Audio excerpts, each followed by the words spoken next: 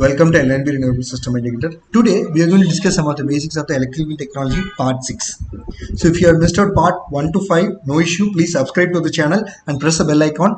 And in the playlist we had provided all the 24 parts. So by referring that you will have a pretty clarity regarding the topics and content that we have discussed in the electrical technology.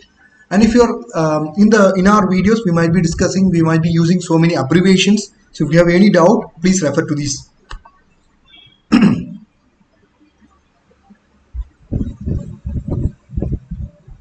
So what are the things that we are going to discuss in this part today? So today we are going to discuss about different drivetrain configurations, okay, and also what are the components that will be inside the hybrid electric vehicles and how it is operating, and what are the components that will be inside in the plug-in type hybrid electric vehicle and how it will be operating, and what are the different drivetrain configurations. So first, let us try to know in the drive within wheel motors. So we have three different configurations. One is front axle drive, rear axle drive, and the four-wheel drive. So mostly in the two-wheelers we might be using this front axle drive, okay, where the motor will be installed at the front wheel, okay. And if you're going for a two-wheeler with a rear axle drive, mostly the motor or the running part will be installed at the back side. And if you want a four-wheeler, okay, where you're planning for a four-wheel drive and where you want more efficiency, then the motor will be installed in both front side as well as the rear side also. And if you had a plan to design the same central drivetrain configuration for a two-wheelers and for four-wheelers, then you can use these four configurations. Here the electrical motor will sometimes act as an electrical generator also.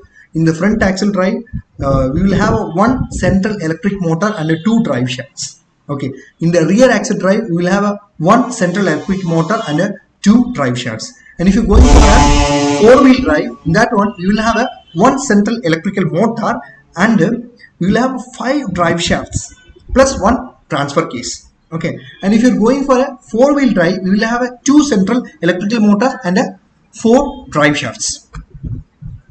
So as we discussed earlier in the drive combinations, so now we are going to discuss about this full hybrid drive and the plug-in type hybrid. So we have an internal engine.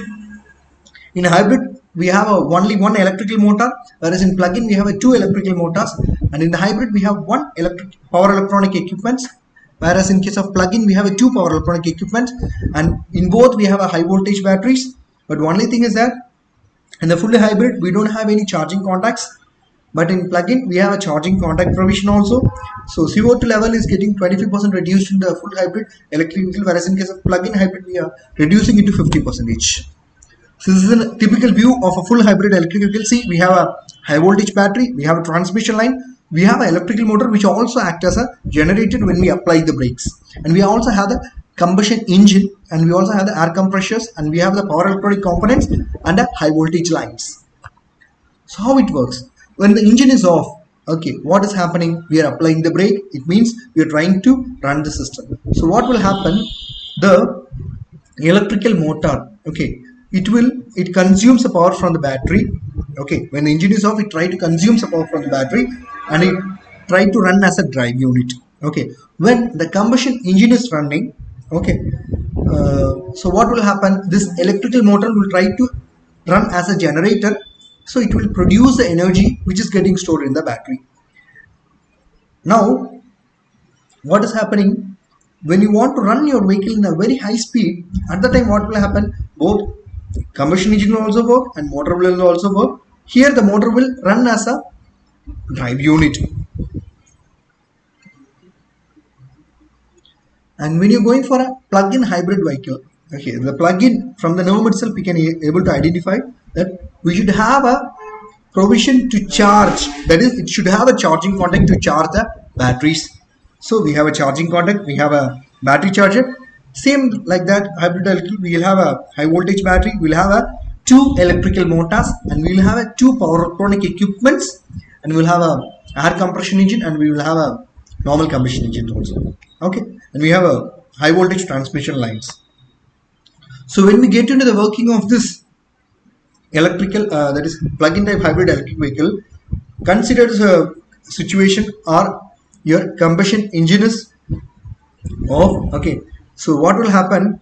You want to run at a very high speed, that is in the boost mode, then you can go for this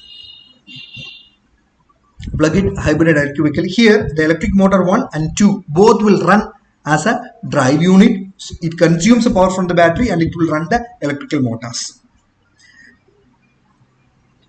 Now when there is a condition that you're trying to run it in the moderate speed, okay, so you're running only the motor 2 and the combustion engine, so the motor 2 will run as a alternator, because since the engine is running, it will try to operate as a generator. The generated power will be getting stored in the batteries. Okay, now consider a situation where your engine is running, okay, and the motor 1 is at the off position and motor 2 is running. So what will happen? This electrical motor 1 will try to consume the power from the battery and it will run as a drive unit, whereas the electric motor 2 will try to run as an alternator. It generates the power and it gets stored in the battery. So at this point of operation, here we are driving as well as we are doing charging operation also. And consider a situation, our combustion engine is off, so we are applying our brakes very strongly and still we are trying to, our vehicle is under movement. So in that occasion, what will happen? Our electric motor 1 and the electric motor 2 both will run as an alternator. This is the concept of regenerative braking. So because of this, the generated power, the generated energy is getting stored in the high voltage batteries. Apart from it, in order to charge the high voltage battery, we have an external charging contact also. So this happens when both the equipments, that is our internal combustion engine and both the motors are off.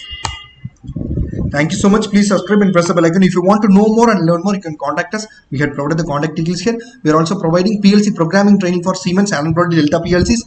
And if you had a plan to work in the GCC countries in the building management system and the building automation control system, we are providing training along with the certification. You can contact us. We have provided the contact details here. And if you had a plan to establish a solar on-grid, off-grid and hybrid application, if you want add a plan for a heaters and the pumping services, then you can contact us. We have provided the contact details here. And if you had a plan to put the fencing for your agriculture farms, we are providing solar fencing as a kit, so you can contact us. We have provided the contact details here. And if you want to know more regarding the electric vehicle technology basics along with the certification, then you can contact us. We had provided the contact details here. Thank you so much.